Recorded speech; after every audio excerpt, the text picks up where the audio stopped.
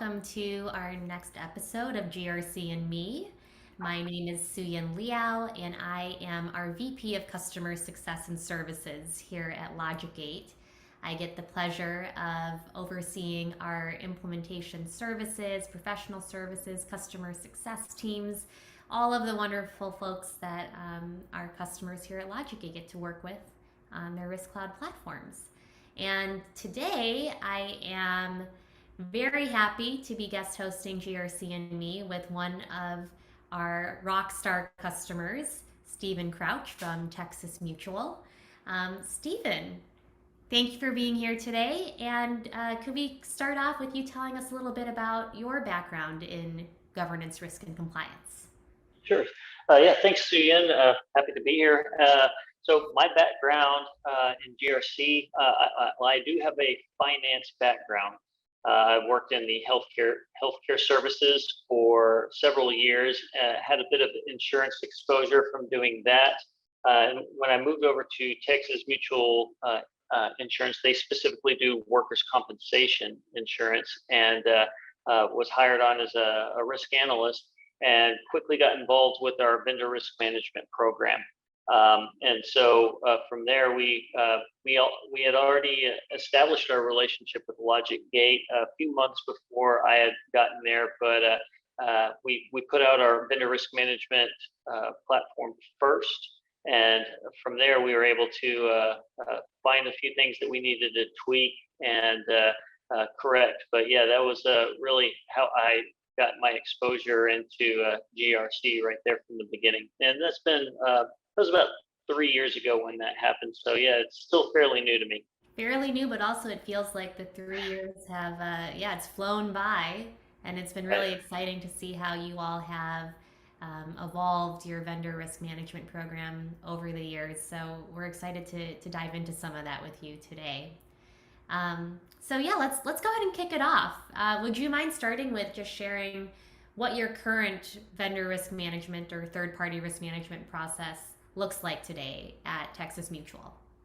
Sure. So we currently are in the process of bringing on one of our former IT security reviewers, if you want to call them that. That they serve now in a role specific to VRM, where they are helping out with contract reviews and reviewing compliance for security protocols. We also have some contributions from our architecture or enterprise architecture group. And the rest of our company, we try and raise an awareness as far as risk culture. And so anybody that has an involvement with the vendor, we refer to them as our business contacts. They really own the relationship with the vendor, and take a lot of the burden or the work off my plate by helping further that relationship with the vendor, making sure that when we are needing to assess the risk of any vendor, that they're able to reach out to that vendor, get any documentation. If we're sending the vendor a questionnaire, making sure that that's completed in a timely process. Other people that are involved in the process would be the leadership, specifically the chief risk officer who I work under, and making sure that our policies and procedures are in line with what the company's risk appetite is from an enterprise level. Another role that we refer to as our executive sponsor, it's really the person who owns the budget or is in charge of paying for whatever product or solution that we're using. And anytime if an exception comes up where something might not fit exactly within our policy, we have a process for creating an exception for like one-time events. And so anytime like an exception pops up, then we get these leadership positions involved with making sure that we're okay, that it doesn't necessarily fit our policy, but it is within our risk appetite, and we're okay with moving forward with giving that vendor a stamp of approval, if you will. Fantastic. Well, definitely sounds like you all have a lot of good buy-in across different stakeholders, different groups at different levels in the organization as part of your vendor risk management program, which is a really critical thing to make sure you can build that culture of risk awareness and risk management that you spoke to. However, one of the things that I know, I think I've heard from you and some of our other customers, it sometimes can be challenging with having multiple different stakeholders or groups involved in a process. Is sometimes there can be some misalignment per se, or just different understandings of definitions throughout the process. And one of the things that you've shared with me in the past, Stephen, is that there was a particular definition that you all have at Texas Mutual around a critical vendor and what qualifies as a critical vendor. Could you explain to our listeners what that term means at Texas Mutual and why maybe in the past there's been some confusion around that term? Right. Yeah, this has just recently become a hot topic for our risk office. The use of the word critical means different things around the company. And so whenever my colleague is putting together her business continuity plans with each department, they have what are called critical business functions, and it's really specific to the department. So it's critical to them, but not necessarily critical to the company as a whole, where it might impact an internal function is how we would describe it. But a critical vendor, the definition that we're trying to hone in on is something that affects our operations or our ability to service our policyholders, not necessarily like a supplemental service, because there's like a few perks and benefits that we offer our policyholders, but really what affects our ability to write a policy, to underwrite it, to service those claims, to be able to make payments, because the last thing we want is one of our policyholders to be twiddling their thumbs waiting for a check to come in the mail.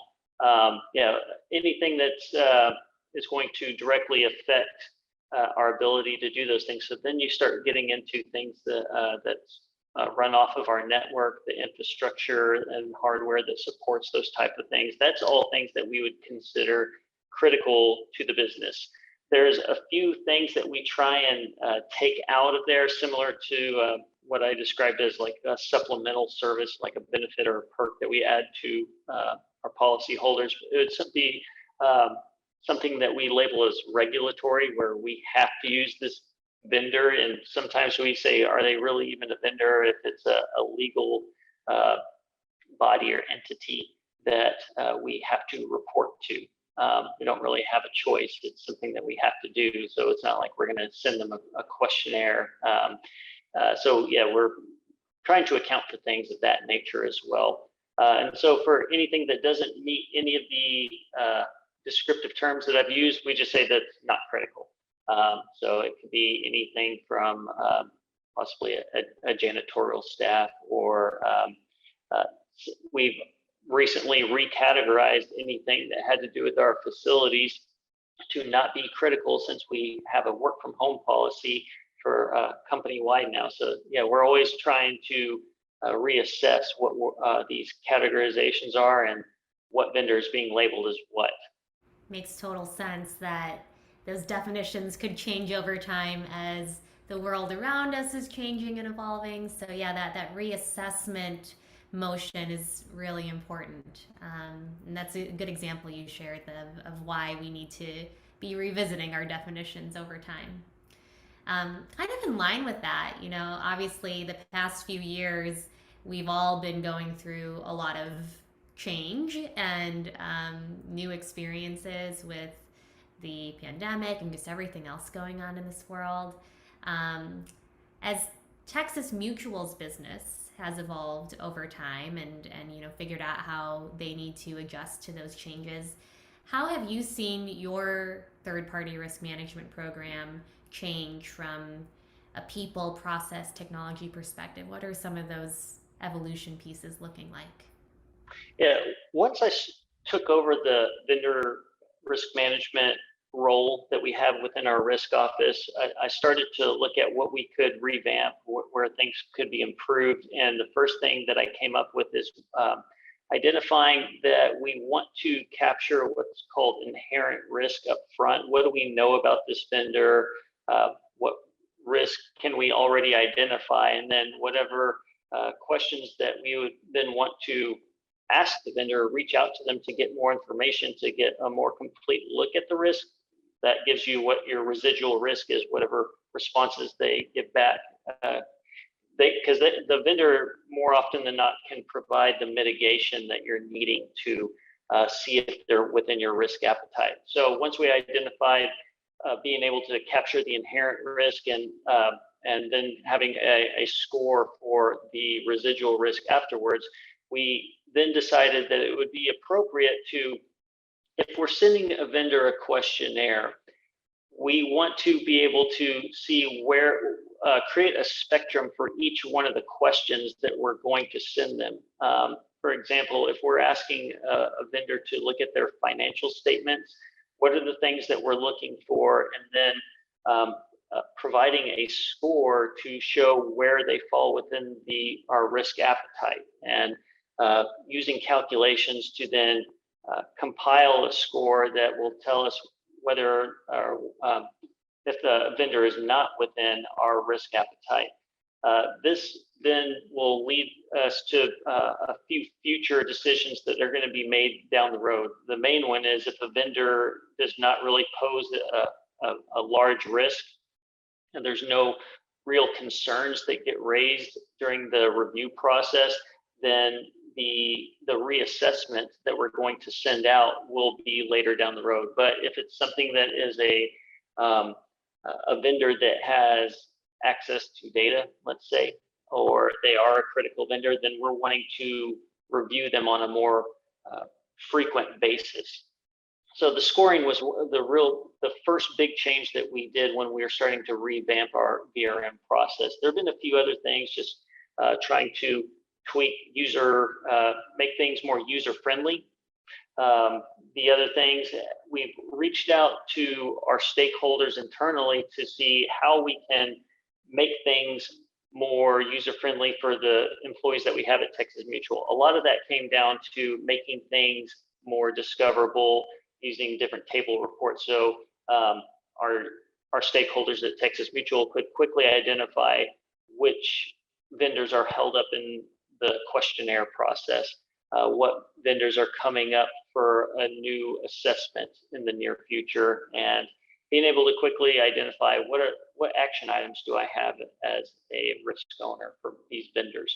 The one that we've most recently done is linking up our business continuity plans with vendor risk management. So if you have a critical vendor that's entered in our VRM system, it should show up as a critical business function within BCP. And sometimes people leave things out, and we just wanted to reconcile all that together so it makes sense and we can account for everything. That's where my accounting background came into play here. I wanted to make sure everything ties out. Yeah, that's mainly the things that we've been working on. Yeah, absolutely.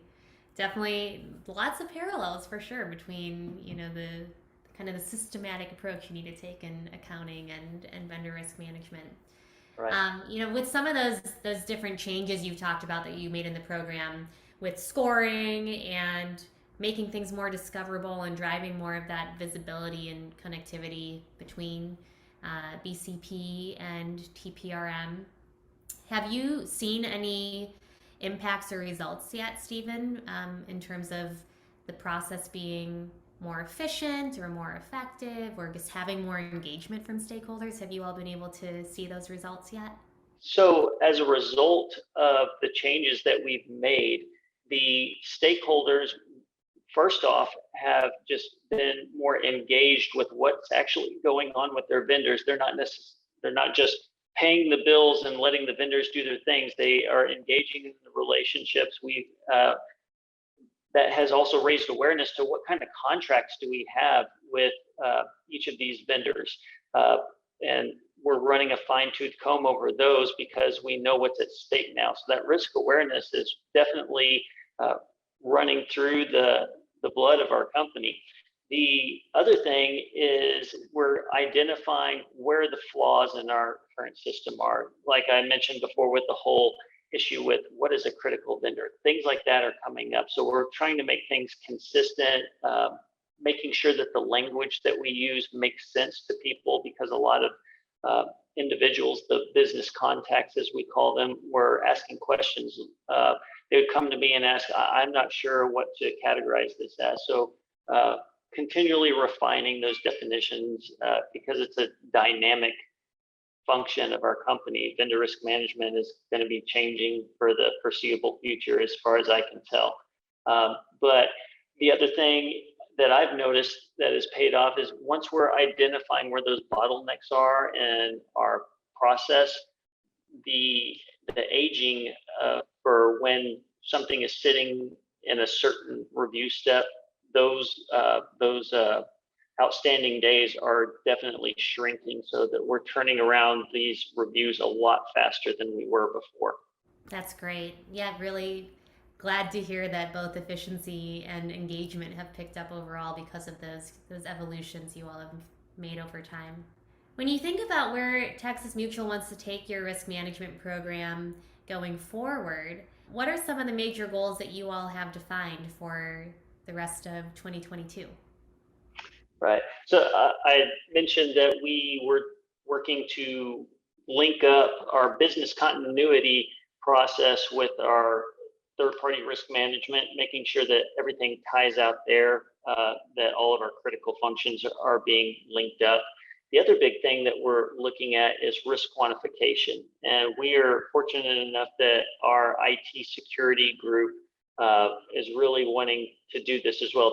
They're backing this effort. And so we're exploring how we're going to put that together, because at the end of the day, we can say that a certain vendor poses a risk, but what is actually going to be the dollars and cents of the risk that we're taking on? If, let's say, if a breach happened, what is the monetary value of that? How much would we have to pay in damages? And as we see that breaches are becoming more and more common through third parties, we have to say that it's within our risk appetite to use a cloud service. We keep our data on the cloud, and there is a possibility that there could be a breach, and we're doing everything that we can to prevent those things. But we have to know how much is too much of a risk. If a vendor is not doing their due diligence as far as putting their security protocols into place, then we're not going to use them. And so there's certain things that we've specifically stated in our risk policy that if a vendor is not meeting these things, we will not do business with them, and we will transition away from them. Makes sense. Yeah, just having the clarity on where your threshold is really important. And certainly what you said about the desire to be able to articulate risk in dollars and cents more is something we're hearing from a lot of our customers. So it makes a lot of sense that you all are interested in diving deeper into risk quantification. What are some of the other metrics when you think about quantifying risk and being able to communicate to other folks about risks in your TPRM program at more of a numeric and quantifiable level? What are some of the other key metrics that you all track at Texas Mutual? Yeah, so we're working to just build out a risk register of all the different risks that we have at Texas Mutual. And a lot of those have to do with the third parties. And anytime that we're bringing a vendor into the picture, we put a whole list of all the risks that could happen if this vendor goes bankrupt, if there's a data breach, like I mentioned before, and what are the severity or the likelihood of those things happening. Those are really the two things that really feed into that risk quantification that we're looking to get at. So these are basically plugging in all the variables that allow you to perform that risk quantification.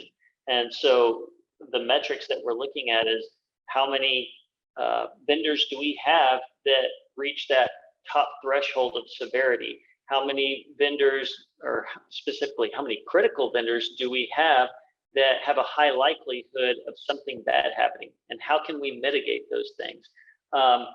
The other thing that we're looking to put into place is to track how have we lessened our risk exposure, because we have our risk appetite, and let's say it's sitting right there in the middle of the spectrum. How can we get it to shift further to the green, if you will? We want it to take on as little risk as possible, with making sure that we're operating our risk office in an efficient manner. How can we lessen our risk exposure and tracking that over time? So that would be something to throw in a graph that, as you can see, that risk lessening, that's going to make any board member happy to see that. Yeah, all really powerful numbers that help to communicate the impact of that risk. When you think about building that risk culture and the buy-in that you all have been able to get from other stakeholders within the Texas Mutual business, for TPRM, how have you all done that? How have you gotten those stakeholders to really care about third-party risk management and vendor risk management? Right. Yeah, it took quite a bit of time to build out the relationships with all the business contacts, because everybody's busy. Everybody's got a lot of stuff on their plate. And then here I come in saying, all right, guys, we are going to put in a VRM program, and I'm going to need all y'all's help tracking all these different things, establishing contacts with the vendors to make sure that we can get answers for the questions that we have. And so for the first year, it did take a lot of effort to reach out to the vendors that we needed to send questionnaires to and get those completed and review those, figure out what this risk is. But then once that upfront work was completed, then it made it a lot easier for us going forward to just say, here, we already have the answers. We can reach back out to the vendor and say, what if this has changed? And can you provide us new documentation if necessary? We're also able to identify the vendors that were not responsive to the questionnaires, figure out what vendors didn't need one that we may have sent one to, and doing all the upfront work. It was a bit time consuming, but everybody at our company agrees now that we're in the second year of this, that all of our vendors have been assessed. It's a lot easier. The process is almost automatic at this point, other than having to go and review the new documentation that comes back out. The other thing that I would add is that we've put together workshops to educate our stakeholders.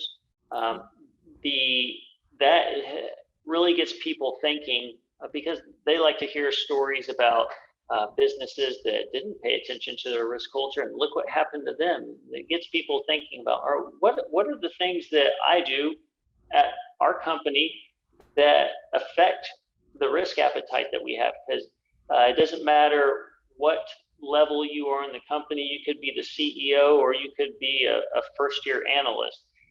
You are exposed to risk one way or another. And so getting people thinking about that really opens their eyes, and it gives them the assurance that you have value at this company, whether you realize it or not. So I think most people, when they leave our risk workshops, they have a good feeling and they want to help us, which is good. Before, like I said, when VRM just showed up out of nowhere, a lot of people were like, oh, this is just another thing I have to add to my plate of something to do. But yeah, the attitudes have definitely changed, I think. Other thing that I would add is just working with our vendors. We want to make sure that our business contacts are able to delegate the responsibilities out. We identified that there was a few individuals at Texas Mutual that were responsible for like 20 to 30 vendors, wow, which is not something that I don't think anybody could actually manage that many relationships. So we encourage them to delegate these out to other people, to let them help you with these, so that if there's any issues that arise, they'll come to you and let you know. But making sure that we can get other people involved in the process has been a big help. Yeah, absolutely. 20 to 30 vendors could be a full-time job, huh? Just managing all of that risk. And we're going to have to hire on new people just to cover Yeah. Yeah, I also love what you shared about the risk workshops you all hosted. I think the power of storytelling and being able to really help folks understand this is real, this has happened to other people, and like you said, that they as an individual really can contribute to making an impact and ensuring that we're all doing the right thing for our companies and our customers by understanding our role in the process. So I love that you all did those workshops. That's great. When you think more broadly, Stephen, about how Texas Mutual has been utilizing their LogicGate Risk Cloud platform to build out the TPRM program, build out your BCP program, are there any other benefits that you can think of that you have experienced in getting your processes into a holistic GRC platform? being able to tie our risk register and our business continuity plans and our vendor risk management or third party risk management programs all together, uh, be, trying to document everything has been a challenge. But I do think that once you get that documentation, you can start to do reporting on it and assessing where your company stands. What's the exposure that, at least for our company, what's the exposure that we have to cloud services? How dependent are we on these third parties to do our business? I've seen a lot of lists of like top 10 risks for the insurance industry or just top 10 for Fortune 500 companies. And dependency on cloud services or third parties is usually in the top 5. And the risk that goes along with those is usually number one being data breaches and cybersecurity. So being able to know what your risk is, well, I think that's why Texas Mutual put together an enterprise risk management group to begin with, is because they wanted to know these things. And so I've found value in my role as being able to help provide an answer for what that actually is. The ability to document all these things and provide some value to our company, I mean, it's not going unnoticed. I think people are now becoming more appreciative of what's actually going on. That's fantastic. Love to hear that. And yeah, the being able to connect the dots between things that to other folks they might think of it as, well, we've got risks over here, we've got our vendors over here, we need to come up with these plans that this team is asking us to make. But when we can really help them to see that bigger picture of how it all fits together and how it really does impact the broader business, it's great to hear that you've all been able to get some more of that buy-in understanding with your stakeholders at Texas Mutual.